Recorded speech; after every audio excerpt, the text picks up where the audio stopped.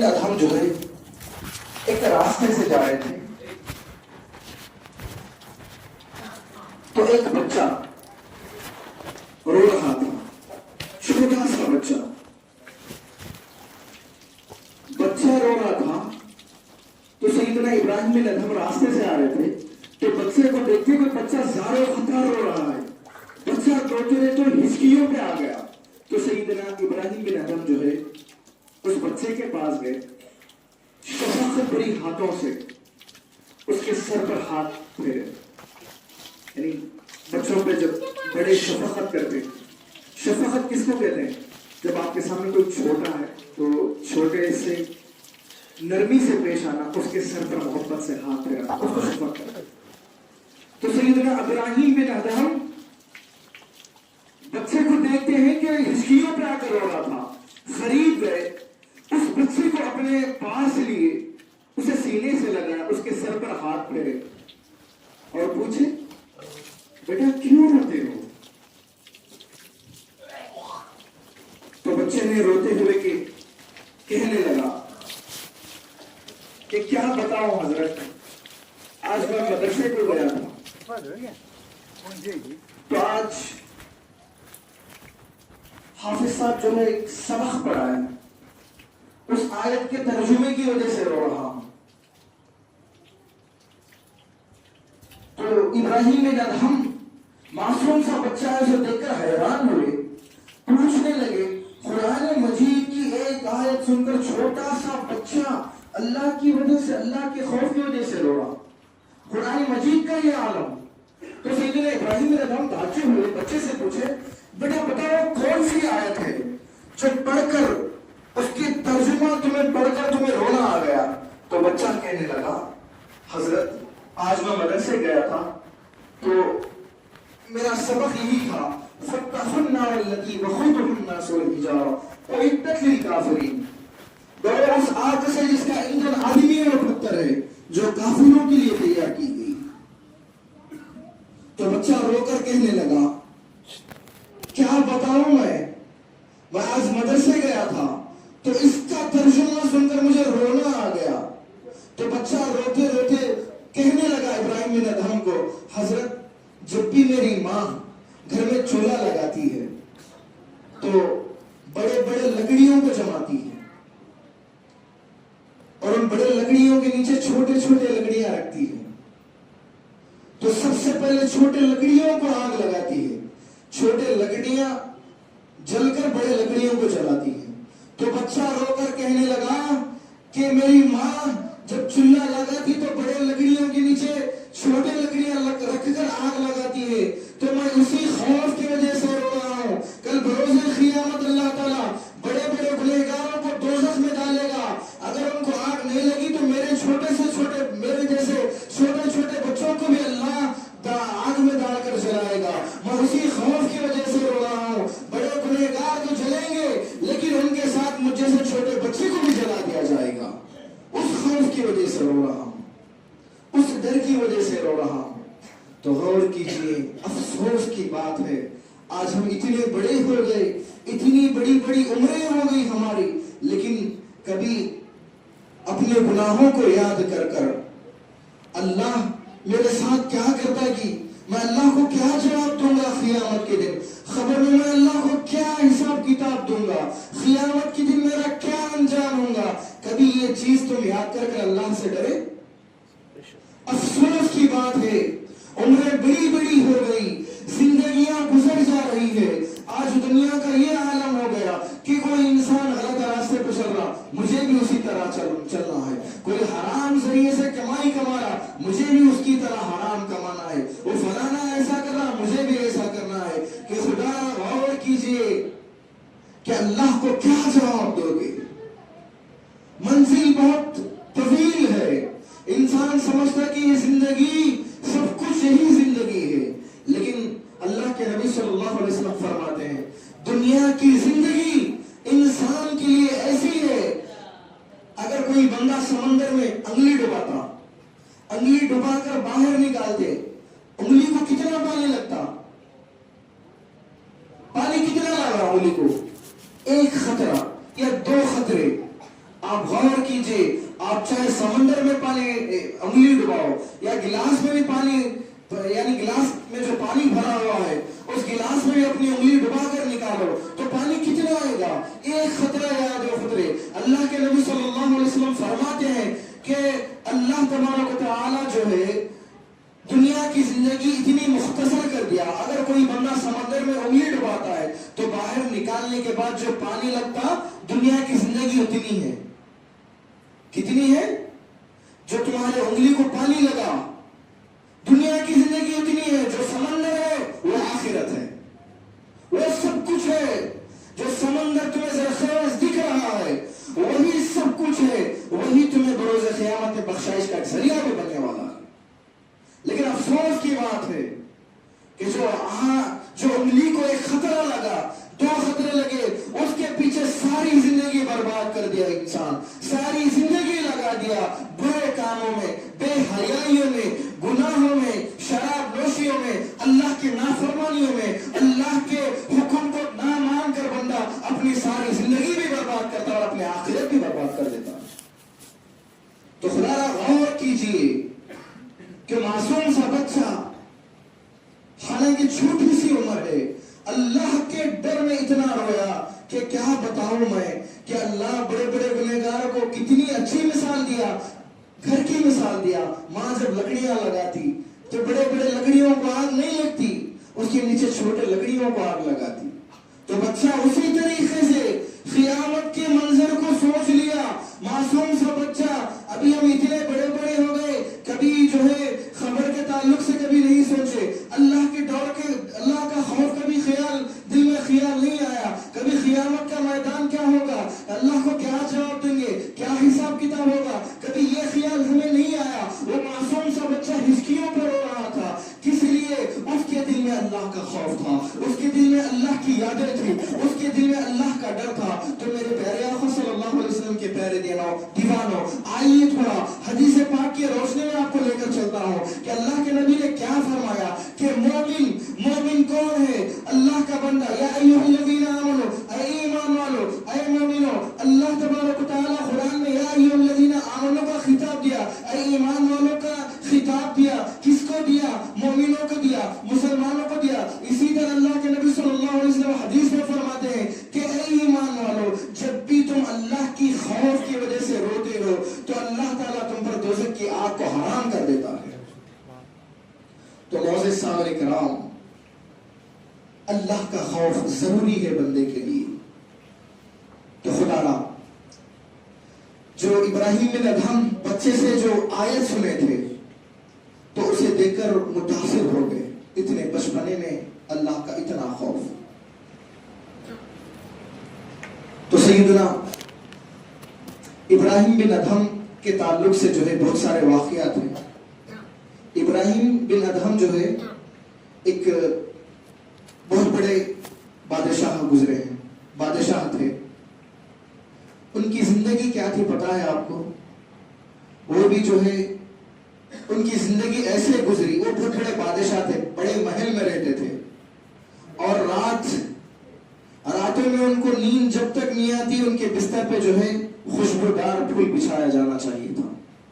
ابراہیم بن ادہم کی زندگی ایسی تھی، جب وہ اپنے محل میں سوتے تھے تو اپنے بستر پر گلاب کے پھول سجاتے تھے، ان کے بستر پر خوشبودار پھول، کئی قسم کے پھول ڈالتے تھے، وہ پھولوں کے اوپر وہ سوتے تھے۔ اگر ان کے بستر پہ پھول نہیں ہوتے تھے تو ان کو نیند نہیں آتی تھی۔ ان کے سپاہیوں کو کہہ دیے تھے کہ میرے بستر پر پھول ڈالو۔ اور ان کا عالم یہ تھا کہ شراب نوشی بھی کرتے تھے، شراب پیا کرتے تھے، اور رات بھر گانے بجانے والوں کو اپنے محل میں بلا کر گانے سنتے تھے، شراب پیتے تھے، اور اپنے بستروں پر پھول ڈال کر دنیا کی زندگی کو عیاشی میں گزار رہے تھے۔ کون؟ ابراہیم بن ادہم۔ اب ان کا واقعہ سن لیجیے۔ تو ابراہیم بن ادہم ایسے تھے، ان کی طبیعت ایسی تھی، لیکن ان کی ایک بیٹی تھی،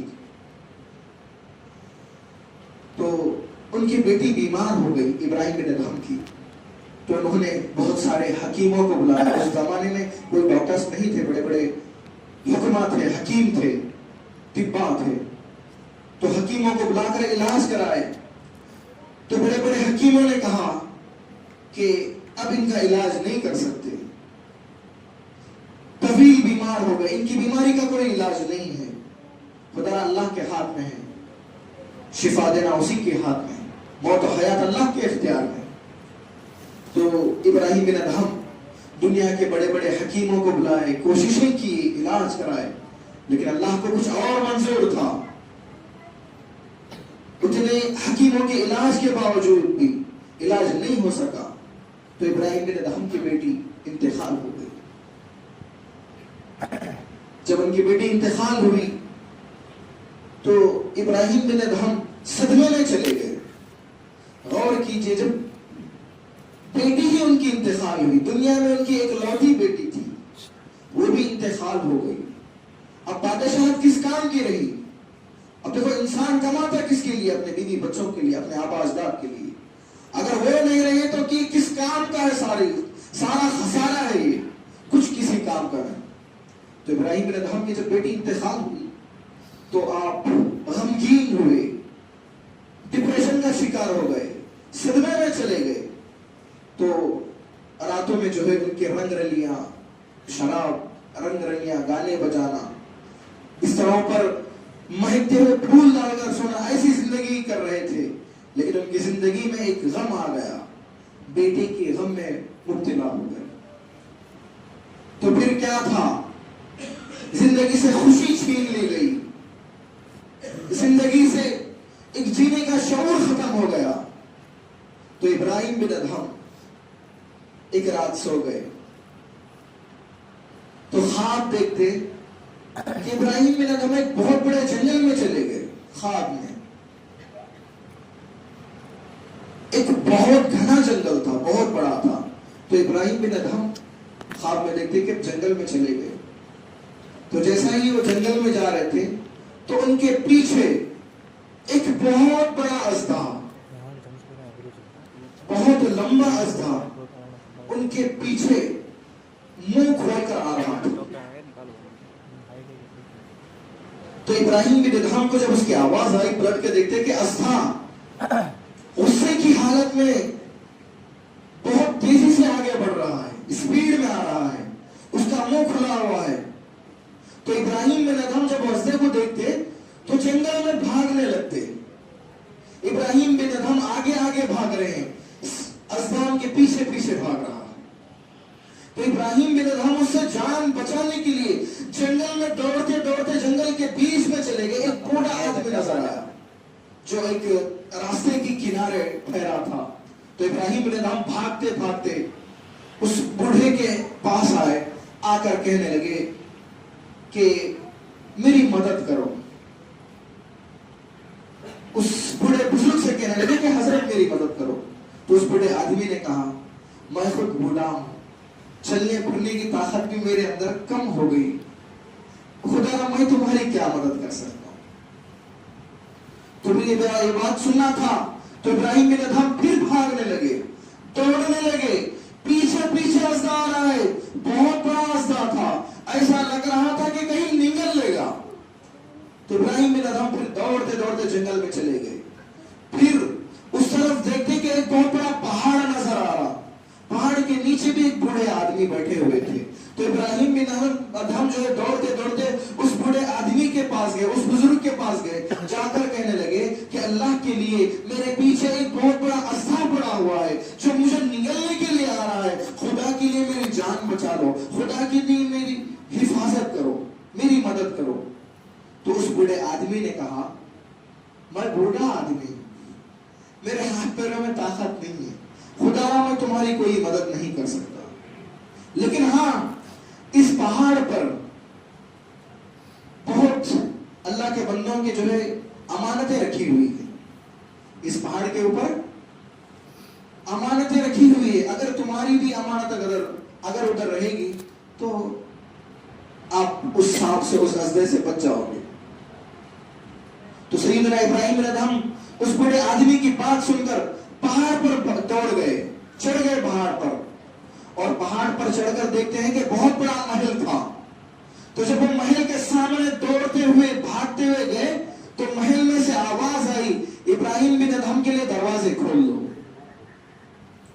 महल के दरवाजे खुल गए, इब्राहिम बिन अदहम सीधा अंदर चले गए। जैसा ही इब्राहिम बिन अदहम सांप से बरसने से बचने के लिए महल में भाग कर चले गए, महल में जब पहुंचे तो उनके सामने उनकी बेटी नजर आ गई। ख्वाब में बेटी तो इंतकाल हो गई थी, तो ये ख्वाब का आलम था। तो जब वो महल में पहुंचे हजरत से बचने के लिए, कि देखते हैं कि उनकी बेटी उसी महल में। तो जैसा ही बाप की नजर बेटी पर पड़ी तो बेटी को देखकर जो है खुश हो गई, और जैसा ही बेटी बाप को देखी तो फौरन बाप के सामने आ गई, भागते हुए आई और कहने लगी, अब्बा क्या मामला। तो जैसा ही बेटी बाप के सामने आई, पीछे अस्दा आ गया। तो बेटी ने कहा कि ऐ अस्दे तू चले जा, ये मेरे बाप है, मैं इनकी अमानत हूं, ये मेरे जिम्मेदार है, मैं इनकी हिफाजत करने वाली हूं, तो खुदा के लिए चले जा। तो जैसा ही बेटी बोली कि अस्दे तू चले जा, तो फौरन वो अस्दा चला गया। तो सैयदना इब्राहिम बिन अदहम हैरान हुए, परेशान हुए, बेटी को सारा मामला सुनाए कि बेटा मैं जंगल में भाग कर आ रहा था, रास्ते में एक बूढ़ा आदमी मिला, वो भी मदद नहीं करा, फिर वो इसी रास्ते से बचने के वास्ते फिर आगे भाग कर आया तो और एक बूढ़ा आदमी मिला, उसने कहा कि पहाड़ पर चढ़ जाओ, अगर तुम्हारी कोई अमानत है तो तुम्हारी हिफाजत करेंगे। तो बेटा जब मैं यहाँ पर आया तो तुझे पाया। तो इब्राहिम बिन अदहम कहने लगे कि बेटा तुम्हारे कहने पर वो अस्दा चला गया, ये सारा क्या मामला है, ये क्या माजरा है, वो अस्दा कहां से आया था, वो अस्दा मुझे क्यों निगलना चाहता था, ये क्या मामला है। तो इब्राहिम बिन अदहम की बेटी ने कहा कि अब्बा तुम्हारे पीछे जो अस्दा आ रहा था तुम्हें निगलने के वास्ते, वो अस्दा तुम्हारे गुनाह है, जो तुम दुनिया में गुनाह किए थे वो सारे गुनाह इतने बढ़ गए, वो एक बहुत बड़ा अस्दा बन गया, वो गुनाह तुम्हारे को निगलने के लिए आ रहे हैं। और बेटी कहने लगी कि अब्बा जो रास्ते में तुम्हें जो दो बूढ़े मिले थे, एकदम बूढ़े हो गए, उन्हें चलने फिरने की ताकत नहीं है उनकी जिस्म में। वो जो रास्ते में जो दो बूढ़े मिले थे, वो दो बुढ़े आपको तुम्हारे नेकियां हैं। बेटी कहने लगी कि अब्बा तुम्हारी नेकियां कमजोर हो गई, नेकियां थोड़ी है, गुनाह ज्यादा है। अब ज्यादा गुनाह है तो गुनाह की कशिश भी ज्यादा है, गुनाह अस्दा बनकर निकलने आ रहे, लेकिन तुम्हारी नेकियां कमजोर है, तुम्हारी मदद नहीं कर सकते। तुम्हारी नेकियां तुम्हें बरोज़ क़यामत अल्लाह के सामने बचा नहीं सकती। तुम्हारी नेकियां तुम्हें बरोज़ क़यामत दोज़ख की आग से बचाकर जन्नत में नहीं डाल सकती। अब्बा तुम्हारे पास नेकियां नहीं है, इसीलिए दो बूढ़े आदमी तुम्हारे को नहीं बचा सके। तो जैसा ये बात सुनना था तो इब्राहिम बिन अदहम ख्वाब में थे, तो अचानक उनकी असलियत में जो है आंख खुल गई, ख्वाब से बेदार हो गए। ख्वाब से जब बेदार हुए तो आंखों से आंसू जारी थे, उनका जिस्म पूरा कपकपा रहा था। बिस्तर पर जो फूलों के बिस्तर पर सोए थे, सारा बिस्तर जो है उनका पसीने में जो है लुथपुथ हो गया था, आंखों से आंसू बह रहे थे। उसी वक्त बिस्तर से उठे, अल्लाह के बारगाह में सच्चे दिल से तौबा कर ली, और अल्लाह के बारगाह में तौबा किए कि बारी ताला मैंने क्या देखा ख्वाब में कि मैं इतने गुनाह कर चुका हूं कि मेरे गुनाह मुझे निकल रहे हैं, मेरे पास कुछ नेकी नहीं है जो मुझे बचा सके गुनाहों से, लेकिन है अल्लाह मैं आज के बाद सच्चे दिल से तौबा करता हूं। उन्हें खौफ का आलम तारी हो गया, उन पर एक खौफ आ गया कि मेरी सारी जिंदगी शराब नोशों में गुजर गई, मेरी सारी जिंदगी रंग रलियों में गुजर गई, मेरी सारी जिंदगी अय्याशों में गुजर गई, कि मैं अल्लाह को क्या जवाब दूंगा। उसी खौफ की वजह से रोने लगे, कांपने लगे। तो फिर जो बादशाहत थी वो बादशाहत लोगों को दे दी, बोल दिए कि आज के बाद मुझे बादशाहत की ख्वाहिश नहीं है, तुम ले लो, और आज के बाद ये महल भी मुझे नहीं होना, कोई भी ले लो। तो जो जितना भी खजाना था उनके पास, वो सारा खजाना लोगों में बांट दिए, सारा पैसा लोगों में बांट दिए, महल छोड़ दिए, बादशाहत की कुर्सी छोड़कर एक फटे पुराने कपड़े पहनकर जो है जंगल में जाकर जो है जिंदगी गुजारने लगे। बादशाह से जो है बादशाह अपनी बादशाह छोड़कर, अपना महल छोड़कर, अपना सब कुछ अल्लाह के राह में कुर्बान कर कर, अपनी जिंदगी को छोड़कर जो है जंगलों बियाबान में जाकर अल्लाह की इबादत करने लगे और सच्चे दिल से तौबा कर लिए, तो अल्लाह ताला उनको एक अल्लाह का वली बना दिया। तो आज हमारी जिंदगी क्या है? आज नेकियों को छोड़कर इंसान गुनाह की तरफ जा रहा है। आज रिज़्क़े हलाल को छोड़कर हराम के पीछे पड़ा हुआ है। और कीजिए इब्राहिम बिन अदहम का कैसा वाक़या था, तो उनकी जिंदगी कैसी थी, क्या जाकर क्या हो गए। शराबी, अय्याशी, रंगरलियां छोड़कर अल्लाह के बारगाह में तौबा की, इबादत गुजार बने और अल्लाह तबारक व तआला ने वली विलायत का मुकाम दे दिया, वो अल्लाह के बहुत बड़ी वली बन गए।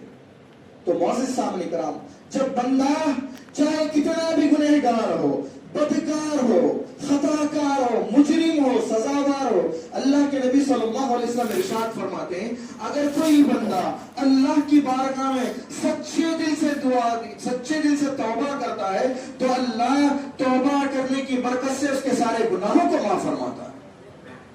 तो ये है तौबा की हकीकत, ये है तौबा की अज़मत। तो खुदा अल्लाह का खौफ अपने दिलों में पैदा करे। तो एक मरतबा आवाज़ बुलंद दुरूद शरीफ का नाना पेश कीजिए, पढ़िए अल्लाहुम्मा सल्लि अला सय्यिदिना शफीअना व हबीबना व नबीना मौलाना मुहम्मद व बारिक वसल्लम, सल्लल्लाहु वसल्लम अलैका या रसूलुल्लाह सल्लल्लाहु अलैहि वसल्लम। तो सैयदना अबू बकर सिद्दीक रज़ियल्लाहु ताला का दौर था, आप खलीफा थे। इस्लाम में 4 खुलफाए राशिदीन हैं, सैयदना अबू बकर सिद्दीक, सैयदना उमर इब्न खत्ताब, सैयदना उस्मान बिन अफ़्फ़ान रज़ियल्लाहु ताला, सैयदना अली बिन अबी तालिब रज़ियल्लाहु ताला। तो सैयदना अबू बकर सिद्दीक रज़ियल्लाहु ताला का दौर था, आपकी खिलाफत थी। तो एक गुनहगार का इंतखाल हुआ। किसका? गुनहगार, बदकार, खताकार, सजावार। तो एक बहुत बड़े गुनहगार का इंतखाल हुआ, तो उसे मदीने मुनव्वरा को लाए, यानी उसका जनाजा। तो सैयदना अबू बकर सिद्दीक को आकर बोले कि उसकी नमाज जनाजा पढ़ाओ। तो सैयदना अबू बकर सिद्दीक उसकी नमाज जनाजा पढ़ाए। जब उसे कब्रिस्तान ले गए, तो जब उसे खबर में लेटा रहे थे, उसका चेहरा गुनाहों की वजह से सियाह हो गया था। क्या हुआ था? गुनाहों की वजह से काला हो गया था। गुनाह, बदकारियां, उसकी जिंदगी गुनाहों में जब वो सारी जिंदगी गुजार दिया, तो मरने के बाद उसका चेहरा काला हो। तो जब उसकी नमाज जनाजा पढ़कर उसे खबर में लेटाए, तो जब उसके ऊपर मट्टी डालने लगे, उसकी कब्र मूछ रहे थे, तो एक बूढ़ी औरत भागती हुई आई, एक बूढ़ी औरत चिल्लाती हुई आई कि खुदा के लिए ठहरो ठहरो, मेरे बेटे की आखिरी सूरत मुझे बताओ, मेरे बेटे का आखिरी चेहरा मुझे देखने दो खुदा के लिए। तो सैयदना अबू बकर सिद्दीक सहाबा को कहने लगे कि उसके जिस्म से मट्टी को हटाओ। हालांकि मट्टी डाल रहे थे, खबर में मट्टी डालने लगे थे, तो उसका जिस्म मट्टी में डूब गया था। तो उसकी मां आकर कहने लगी कि मेरे बेटे की आखिरी सूरत देखने दो। तो अबू बकर सिद्दीक ने कहा कि मट्टी हटाओ और उसका चेहरा उसकी मां को दिखाओ। तो जब गुनहगार का चेहरा कैसा था? काला था, गुनाहों की वजह से, बदकारियों की वजह से। जब वो मट्टी हटाकर उसकी मां को उसका चेहरा दिखाने के लिए उसका कफन खोला गया, तो उसके चेहरे से अल्लाह का नूर चमक रहा था। उसका चेहरा चौदहवीं रात की चांद की तरह चमक रहा था। उसका चेहरा नूर से मुनव्वर हो गया। सारे सहाबा देखकर हैरान हुए, अबू बकर सिद्दीक भी देखे, हैरान हुए, ये क्या मामला है। जब नमाज जनाजा पढ़ा रहे थे तो चेहरा एकदम काला था, सुर्ख था, लेकिन खबर में उतारने के बाद भी काला था।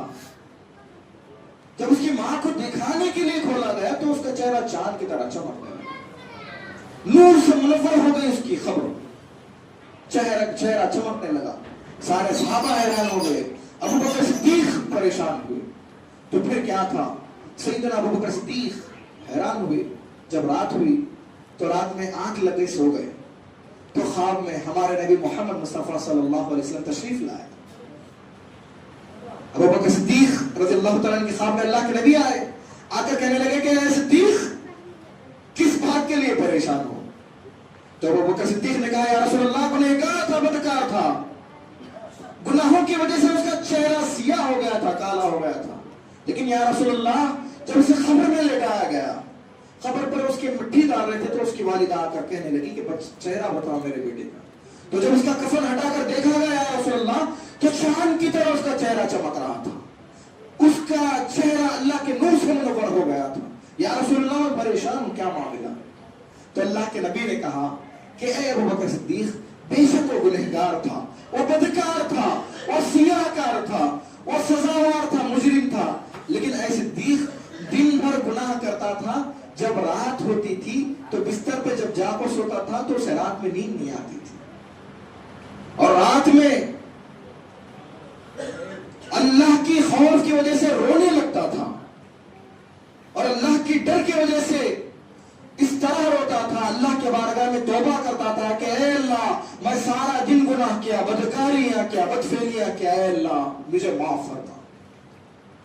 تو رات بھر نیند نہیں آتی تھی, رات بھر اللہ کی ڈر کی وجہ سے روتا تھا. تو پھر جب صبح ہوتی تھی تو پھر گناہ کرتا تھا, پھر رات ہوتی تو پھر رات میں اللہ کے خوف کی وجہ سے روتا تھا.